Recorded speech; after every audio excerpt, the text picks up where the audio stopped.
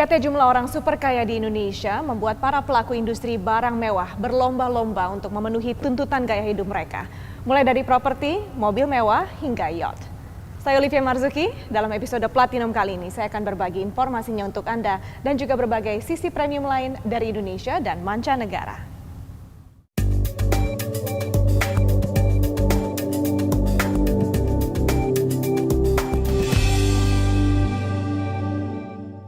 Perusahaan retail asal Eropa H&M terus berekspansi.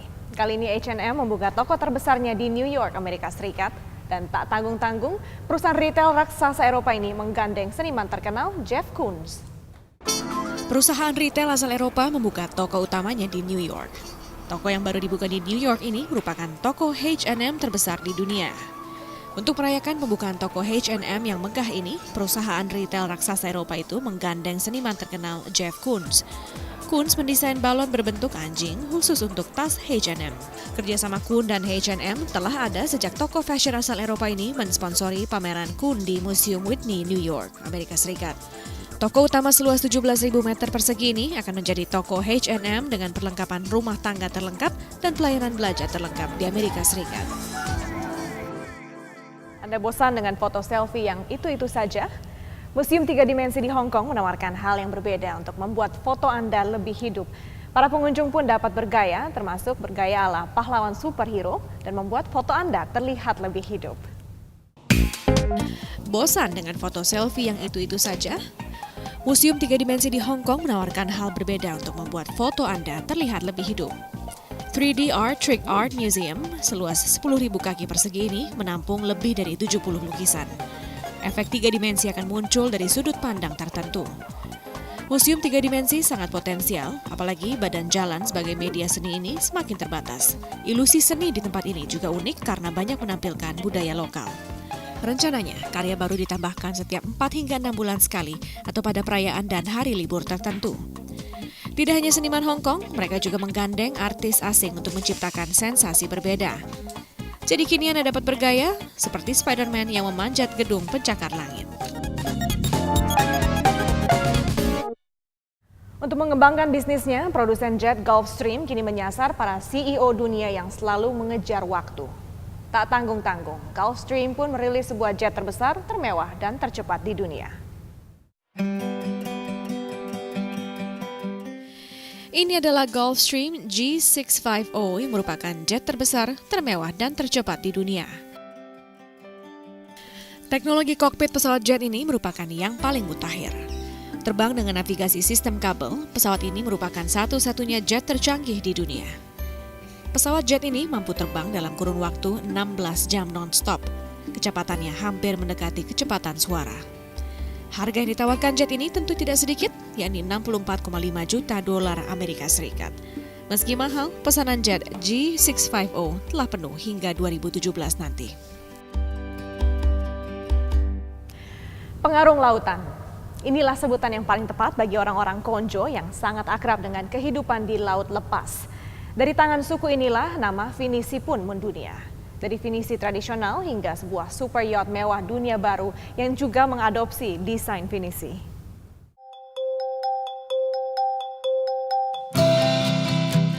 Sebagai negara maritim dengan sejarah leluhur Indonesia merupakan pelaut, maka memproduksi sebuah kapal bukanlah hal yang aneh lagi dan sudah dilakukan sejak ribuan tahun lalu. Seperti yang dikerjakan orang-orang Konjo dari Sulawesi Selatan yang dikenal sebagai pembuat kapal dan sudah menghasilkan berbagai macam kapal. Mulai dari kapal ikan, kapal tradisional Indonesia Pinisi, hingga sebuah kapal super mewah super yacht dunia baru yang juga mengadopsi desain Pinisi. Nyama udah bikin kapal tuh dari umur berapa? Mungkin sekitar umur 17 tahun. Kira-kira berapa kapal yang Udah banyak sekali, nggak bisa itu. Kapal yang terbesar yang pernah dibuat? Untuk kapal wisata, Pinisi wisata yang terbesar sini. Tapi pernah bikin kapal ikan, itu juga besar, tapi itu kapal ikan untuk mencari ikan. Kapal ini ya, kapal dunia baru Dunia ini baru. ya. Pembuatan kapal Pinisi dunia baru ini memakan waktu lebih dari 7 tahun. Ini tidak mengherankan karena pembuatan kapal ini pada mulanya hanya dikerjakan oleh sekitar 14 orang pembuat kapal dari suku Konjo di Kalimantan. Ya, untuk pertama bikin, itu ada seperti yang punya kapal ini, ada pesan sama pemborong kapal, terus pemborong kapal itu cari tukan, Dan dia panggil kita ini untuk kerjakan itu. Mungkin ada sekitar 14 orang. Itu kita kerjakan bodi sama rangka kamarnya itu sekitar 1 tahun untuk kerja di Kalimantan. Setelah itu kami bertiga kerja 3 tahun di sana. Terus sampai sekitar 3 tahun di sana, pindah ke sini, ke Bali sini. Di sini kita mulai panggil orang tambah, ada mungkin sekitar 40 untuk mengerjakan kapal ini. Itu dikerja di sini selama 4 tahun. Pembuatan kapal buatan orang-orang Konjo kebanyakan datang dari tangan pemborong kapal yang menerima pesanan dari pemilik dengan minimal pesanan 1 buah kapal dalam 1 tahun. Sebenarnya potensi Indonesia dalam percaturan bisnis yacht global adalah sebagai destinasi dan penyedia kebutuhan kapal yacht. Sayangnya potensi ini belum digali dengan baik. Meskipun jumlah orang super kaya di Indonesia cukup banyak, namun hanya segelintir orang yang bisa membeli sebuah yacht. Biaya produksi yang mahal serta kurangnya pelabuhan lah yang menjadi faktor penyebabnya. Kapal yang disebut sebagai super yacht berkat desain tradisional yang dipadu dengan teknologi canggih ini adalah kapal milik PT Dunia Baru Adventures. Meski kapal ini diproduksi untuk memberikan pelayanan wisata laut, namun kecintaan terhadap alam Indonesia adalah alasan utama mengapa kapal ini dibuat. My father has been in Indonesia for about 20 years now, and he loves the country. He's done a lot of exploring of the various islands, and he wanted to show his family all of the amazing natural beauty and culture that Indonesia has to offer. Super yacht ini sudah dipasarkan sejak awal tahun 2014 dengan biaya sewa sekitar $77.000 atau lebih dari 900 juta rupiah untuk 1 minggu perjalanan. I'm not sure. It took a lot of patience and a lot of knowledge from a vast group of people to put this boat together. So just given how much work went into it and how much knowledge went into it, I wouldn't expect many other boats to be built to this caliber anytime in the near future. Di dalam kapal sepanjang 50 meter ini terdapat 1 kabin utama, 6 kabin untuk tamu, sebuah lounge lengkap dengan segala fasilitas hiburannya, dapur, dan permainan air seperti jet ski, banana boat, dan alat menyelam. Tak hanya menjadi salah satu simbol kemewahan yang mendatangkan keuntungan, pengisi mewah ini juga menjadi bukti ketangguhan karya bangsa Indonesia di atas laut.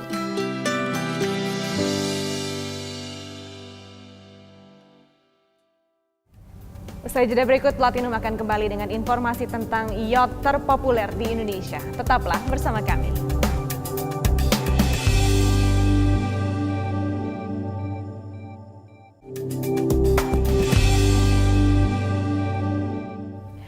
Anda kembali bersama Platinum. Berawal dari jiwa bisnis seorang mahasiswa asal Italia, Paolo Vitelli, 45 tahun yang lalu, Azimut didirikan sebagai sebuah perusahaan penyewaan kapal pesiar. Namun sejak mengakuisisi kapal bersejarah Benetti tahun 1985 lalu, Azimut Yacht pun lahir mengarungi pasar yacht dunia dengan memproduksi berbagai kapal pesiar mewah. Dan bahkan kini Azimut pun yakin untuk hadir dalam pasar yacht di Indonesia. Sebelum saya berbagi informasinya, mari kita simak highlight berikut. Produsen mobil mewah asal Jerman BMW mulai merambah pasar compact car premium dengan meluncurkan BMW Seri 2 Active Tourer. Mobil ini bertujuan memberikan konsumen rasa nyaman dan fungsional dengan desain yang dinamis dan elegan. Tak hanya memiliki interior mobil yang luas, mobil ini juga dilengkapi dengan teknologi canggih dengan hadirnya layanan online dari BMW Connected Drive, kontrol sistem BMW iDrive, Bluetooth, sensor hujan, sistem peringatan tabrakan, dan aktivasi lampu otomatis. Compact car ini dilengkapi oleh teknologi BMW Twin Power Turbo sehingga kecepatan mobil ini bisa mencapai 100 hingga 240 km per jam dalam 6,6 detik. Mobil ini akan mulai dijual di Jerman pada September dan dipamerkan di Paris Motor Show 2014 pada bulan Oktober mendatang.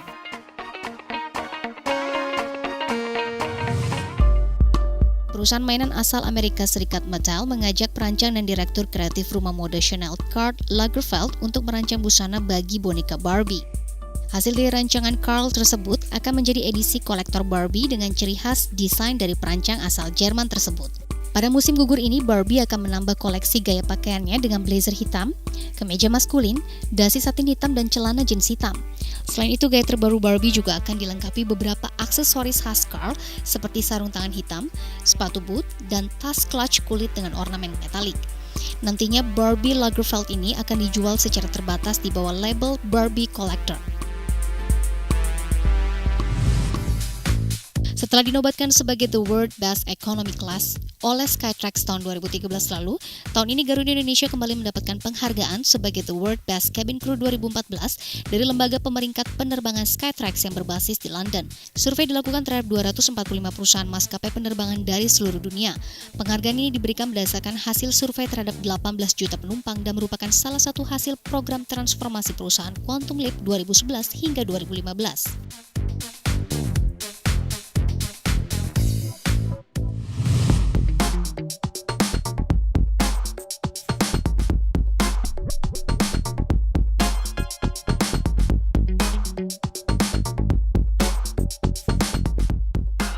So, Paul, you've been in the business here in Indonesia for over 20 years. How do you see the market at the moment?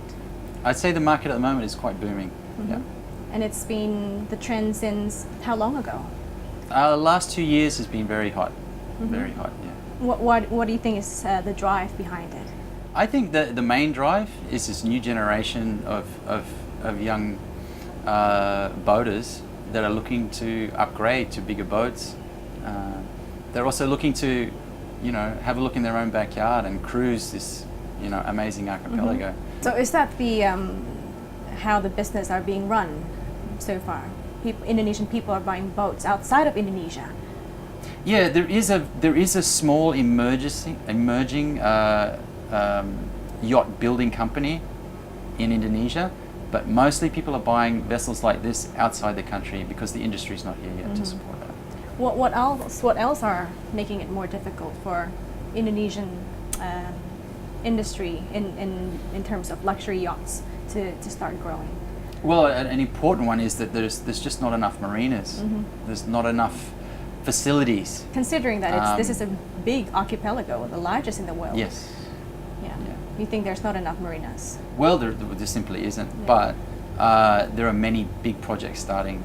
Komodo, Sorong, Manado, Bali. There's a small marina there, and there will be a bigger one developed. All of that's a little bit slow at the moment, but the demand has been here for the last 5 years. So in your opinion, how many marinas are there needed to accommodate the growing trend in luxury yachts here in Indonesia? If there was 10 marinas built, they'd be full in a matter of 18 months.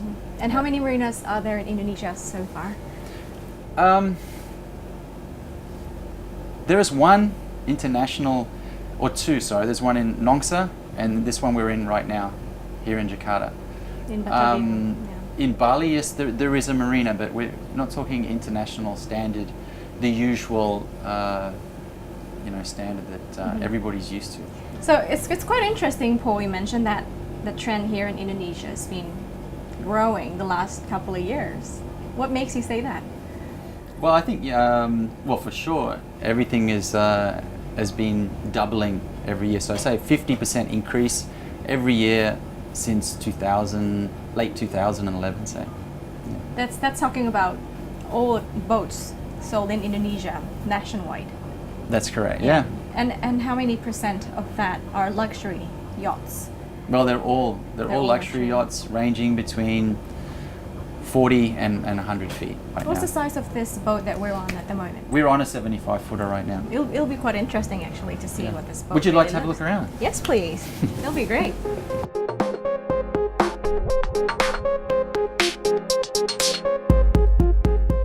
Okay, so where's the master bedroom? Master cabin is just down this way.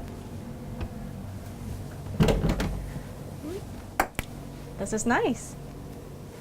Yeah, this is a full width master cabin with the large windows each side. It's very spacious. So this is a Sunseeker, Paul? Yeah, this is a Sunseeker 74. Yeah, and it's quite a growing demand for this type of product here in Indonesia. Yeah. This is right in the range, as I said upstairs. This is right in the range of being the perfect size and price-wise as well.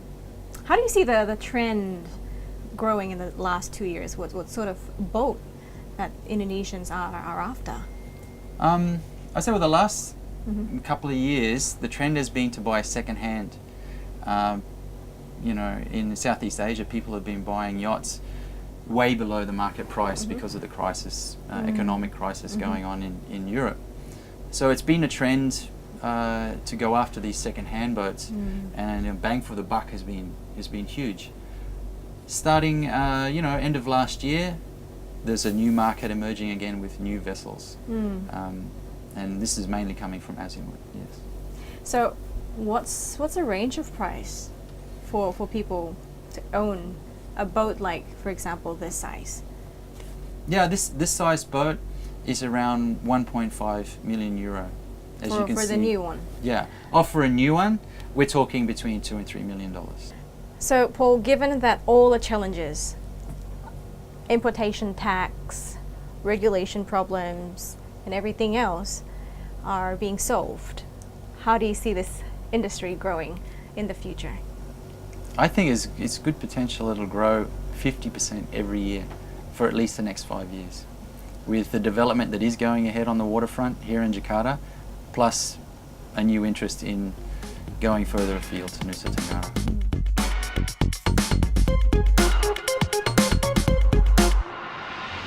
Selama 30 tahun terakhir, Hunton telah memproduksi speedboat yang didesain khusus untuk orang-orang kaya Eropa.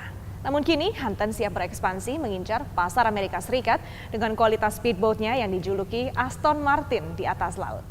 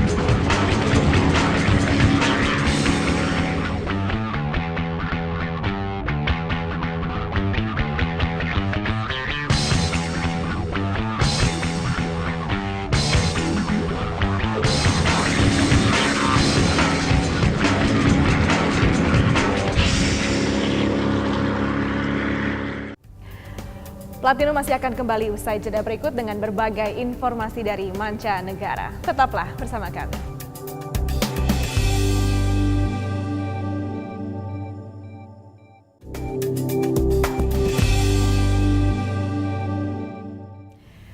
Seorang pemimpin harus mampu membawa sebuah perubahan yang baik, seperti yang dilakukan oleh seorang wali kota muda di kota Naples, Italia. Meski 3 tahun yang lalu kota ini pernah memiliki masalah kebersihan, namun di tangan Luigi De Magistaris, Naples pun berubah menjadi kota yang bersih dan ramah lingkungan. 3 tahun lalu pemandangan ini mustahil di Napoli. Namun semenjak wali kota Napoli, Luigi De Magistaris membuat perubahan dalam 3 tahun kota ini menjadi kota yang kaya akan tujuan wisata. Da parte dei cittadini che cominciano ad esempio a usare la bicicletta, abbiamo rafforzato le isole pedonali, perché riteniamo che queste attraggono turisti, rafforzano la vivibilità in città. Misalnya tur sepeda Napoli yang menawarkan rute melewati bangunan bersejarah yang dilindungi UNESCO.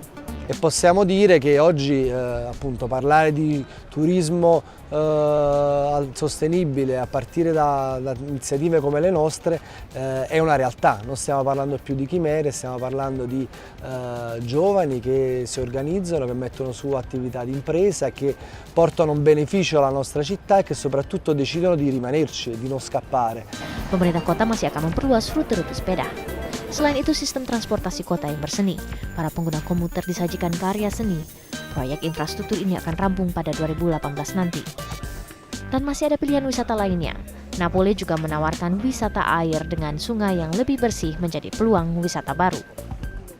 Sicuramente questo è anche un modo per poter trovare una strada in questa città che non offre molte opportunità dal punto di vista lavorativo. Meski mengalami krisis ekonomi, jumlah turis yang datang tidak berkurang, yakni mencapai lebih dari 2,4 juta. Dan dengan beragam inovasi program wisata menjadi solusi lapangan pekerjaan bagi 50% usia produktif di Napoli yang belum mendapatkan lapangan pekerjaan. Masih dari Italia, produsen mobil mewah Maserati tak lagi muda. Di usianya yang sudah 100 tahun, produsen mobil mewah asal Italia ini tetap agresif dan menentukan target yang penuh ambisi. Maserati pun menargetkan penjualannya hingga 8 miliar dolar Amerika Serikat pada tahun 2018 nanti. Cerita berawal dari 100 tahun yang lalu. Kakak beradik dari Italia mendesain sebuah mobil yang memiliki nilai keindahan dan kekuatan. Mobil yang diciptakan didesain untuk melaju di arena balap sekaligus di jalan umum. 100 tahun berlalu dan kini ambisi Maserati lebih besar. Produsen mobil asal Italia ini menargetkan penjualan hingga mencapai nilai 8 miliar dolar Amerika pada 2018 nanti. Target yang sulit, namun mereka tengah berada di jalur yang benar. Target penjualan Maserati dilipat gandakan pada tahun lalu, dan mereka berencana melakukan hal yang sama tahun ini. Berita bagus bagi perusahaan induk Fiat Group yang harus mengekspansi penjualan keluar Eropa. Pasar Maserati di Asia dan Amerika berkembang. Produsen mobil Italia ini memperkenalkan 6 model baru, termasuk model ini, El Fieri, model yang dinamakan salah satu nama pendiri Maserati. Biggest market, and I expect the United States to account at the end of the year for a third of our global sales. China and the Asian Pacific region is the second strongest center of gravity for our business. If I look back a couple of years, we sold 800 cars in these markets in a year. Right now we are selling this amount of cars in a month. Memenangkan hati konsumen Amerika dan Asia tidaklah mudah. Untuk di Amerika, Maserati membeli slot iklan di Super Bowl dengan harga tinggi. Namun CEO Maserati percaya diri. We are competing with outstanding products, and Italianness is an important value of our products in the global luxury markets. Dengan akuisisi Fiat pada fasilitas Maserati di Amerika menjadi sebuah peluang bagi Maserati untuk lebih menarik perhatian konsumen Amerika. Di sebuah negara yang lekat dengan tradisi minum teh, para pebisnis kopi di Inggris pun dituntut untuk lebih inovatif. Menyuguhkan secangkir kopi pun harus disajikan secara istimewa untuk memikat hati para konsumen muda. Dan berikut tips seni membuat kopi dari seorang barista di Inggris. We often get the question, we'll set the coffee down and the people will be impressed and they'll say, how do you do that? I'm like, well, it's just technique and practice, really. Hi, my name's Adam, I'm a barista. I'm going to show you how to pour the perfect latte.